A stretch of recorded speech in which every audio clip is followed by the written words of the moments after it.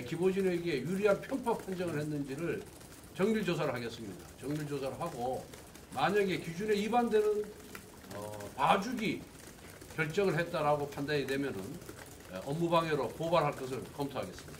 김어준의 뉴스공장은 방송심의규정 위반이 상습적입니다.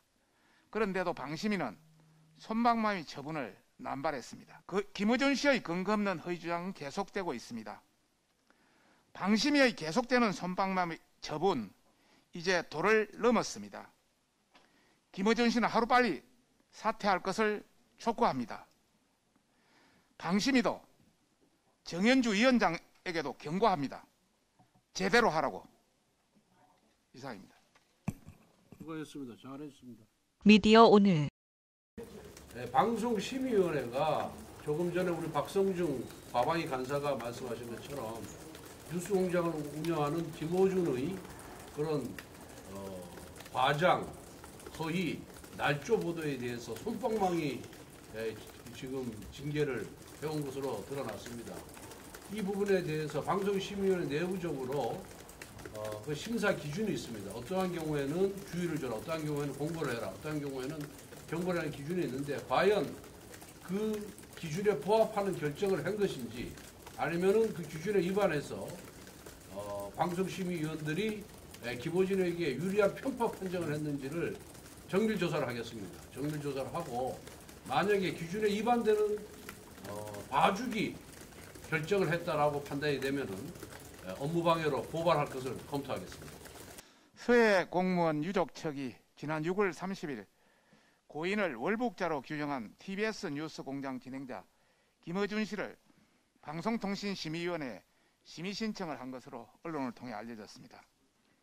김어준 씨는 서해 피격 공무원을 향해서 평상시라면 아마도 어거 월북자로 대우받았을 사람, 코로나 때문에 바이러스 취급을 받은 것, 화장해버린 것, 평상시라면 환영했을 월북자도 걷어줄 여유가 없을 정도라는 표현으로 유족에게 2차 가해를 입혔습니다. 사람의 얼굴을 하고 도저히 입에 담을 수 없는 말로 피해자를 공격하는 것도 모자라서 유족들을 정치적으로 이용하면서 이제는 문재인 포토라인 세우기, 정치 보복이라는 새로운 음모론을 퍼뜨리고 있습니다.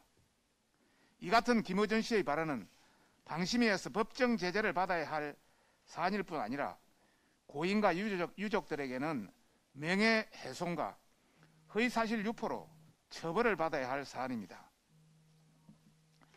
김어준의 뉴스공장은 방송심의규정 위반이 상습적입니다.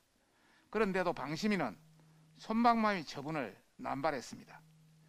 실제로 작년에는 정경심 교수 2심 재판과 관련해서 진행자가 마치 표창장 한 건으로 징역 4년이 선고된 것처럼 사실관계를 왜곡하기도 했고, 또 서양신 코너에서는 진행자와 출연자가 등이 4인이 사모펀드 건은 모두 무죄로 드러났다고 호도하는 방송을 했음에도 권고 처리로 경징계를 했습니다.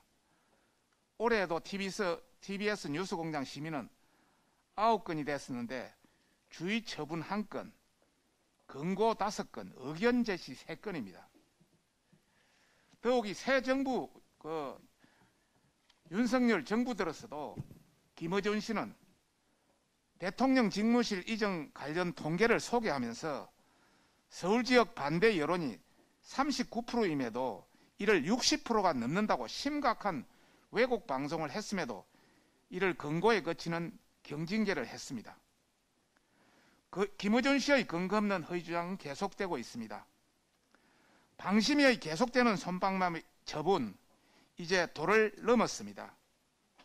김어준 씨는 하루빨리 사퇴할 것을 촉구합니다. 방심위도 정현주 위원장에게도 경고합니다. 제대로 하라고. 이상입니다. 수고하셨습니다. 잘했습니다.